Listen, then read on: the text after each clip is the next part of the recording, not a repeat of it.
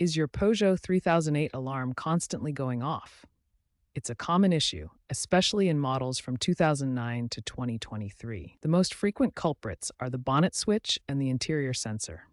The bonnet switch, a small sensor detecting hood closure, often malfunctions due to misalignment, corrosion, or wiring problems. Solution: inspect, clean, and realign the switch. Replacement parts cost about $20 to $50.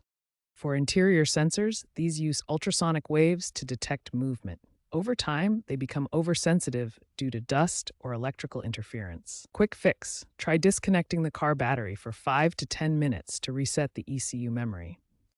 Regular cleaning of these sensors is vital preventive maintenance.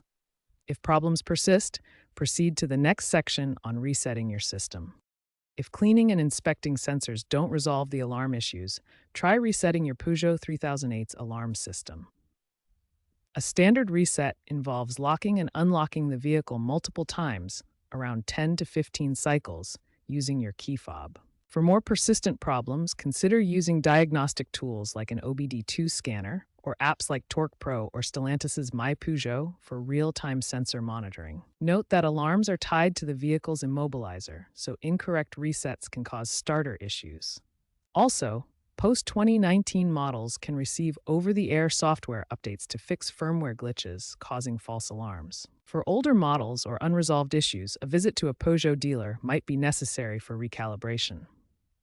Check for technical service bulletins like TSB 01 2024 for 3008 MY 2020 2023.